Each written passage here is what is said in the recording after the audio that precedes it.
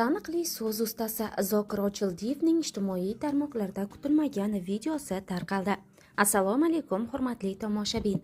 Kanalimizga xush kelibsiz. Videoroliklarimiz ostida bir dona like hamda podpisatsiya tugmachasini bosib qo'yishni yodingizdan chiqarmang. So'z ustasi Zokir Ochildiyev Milliy telekanaldagi Ayol qalbi ko'rsatuvining mehmoni bo'ldi. Suhbat davomida qiziqchining qisqa mazmundagi videosi ijtimoiy tarmoq foydalanuvchilarini muhokamaga chorladi. Odamlar nazariga tushishdan avval tildan qolish haqida ko'p o'ylardim. Nazardan qolsam, uyalib qolmasligim kerak deb omadim yurishgan vaqtlarda ham, boylik, hurmat, izzat kelgan vaqtlarda ham o'zimga o'zim tayinlab yurardim. Atrofni kuzatib turib, bir vaqtlar hamma yoqni titratgan inson ham bir kuni oddiy odamlar qatoriga tushadi degan fikr bo'lardi. San'atkor katta cho'qqilarga chiqib, bir kuni yana el qatori joyiga tushadi. O'rniga boshqasi chiqadi va shunday davom etib ketaveradi. Shunday bo'lar ekan, bugun yulduzlik kasaliga yo'liqib, kibrga berilib qolsam, ertaga qanday qilib odamlar yuziga qarayman degan xayol tanilmasimdan oldin ham bor edi. Samimiy va oddiylik har doimgi shiorlarim bo'lgan, deydi Ochildiyev. Qiziqchi Zokir Ochildiyev oila mavzusiga to'xtalar ekan, uni buyuk ne'mat deya ta'riflaydi. Hayoti davomida ko'rgan kechirganlaridan kelib chiqib, fikrlariga qo'shimcha kiritadi. Oila Alloh bergan buyuk ne'mat. Uni erkak kishi ham, ayol ham Allohning omonati ekanligini bilib, mas'uliyat bilan qabul qilishi kerak. Masalan, avvalgi insonlar garchi qiziq eshitilsa ham, borgan joyingda toshday qot, turmush o'rtog'ing va farzandlaring bilan birgalikda biznikiga kelgin. Bo'lmasa kelma deb duo qilib jo'natishardi. Albatta, hamma ham farzandini yaxshi ko'radi. Shu bilan birga oilasida yaxshi yashab ketishini ham xohlaydi. Mas'uliyat qattiq bo'lganidan ajrimlar ham deyarli bo'lmagan. Hozirgi kunda ajrimlar soni juda ham ko'payib ketdi. Demoqchimanki, oila Xudoning omonati. Omonatga xiyonat qilmasdan uni mas'uliyat bilan saqlashga harakat qilish kerak. Erkak va ayolning xatosi turmush o'rtog'ini boshqalar bilan taqqoslash bo'ladi. Oila bu sabr hamda mashaqqat.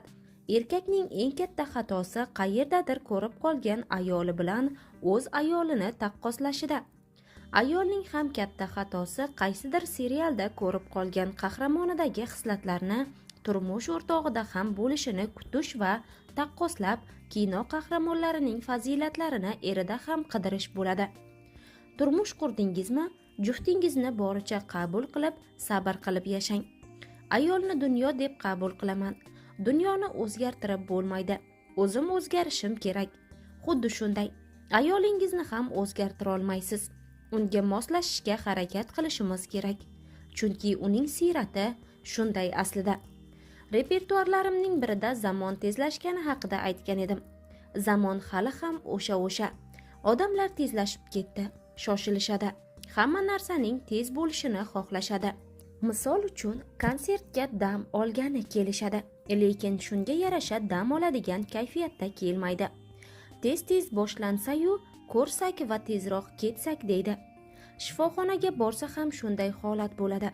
Shifokor bir hafta yotib davolaning desa, yo'q, bir hafta vaqtim yo'q-da, 3 kun bo'lsa mayli deydi. Xullas, sabrsiz bo'lib ketdik. Qayerga shoshilyapmiz bilmayman. Oxirgi manzilimiz aniq, lekin kim qaysi vaqtga borishi noaniq, deydi so'z ustasi. Agar hazil gaplar bo'lmaganida ko'p haqiqatlar aytilmay qolib ketgan bo'lishini mulohaza qilgan qiziqchi Zokir Ochildiyev, keksayganda ayolning yolg'iz qolib ketishi bilan erkakning yolg'izlanib qolishi o'rtasida katta farq borligini aytdi. Hech qaysi ne'mat borligida qadrlanmaydi. Ko'pchilik erkaklar ayolini borida qadriga yetmaydi. Ayol kishi turmush o'rtog'isiz qolsa, nabiralari, farzandlarini yoniga sig'ib ketaveradi. Lekin erkak kishi bunday emas. Hamma farzandlari uylariga tarqalib ketgandan keyin erkak bir o'zi xonada qolib ketadi. Shuning uchun ota-bobolarimiz kampir orqamda qol deb xotinini duo qilgan, deydi so'z ustasi Zokir Ochildiyev. Uning ijtimoiy tarmoqlarda tarqalgan ushbu fikrlari ko'pchilikni mulohazaga chorladi.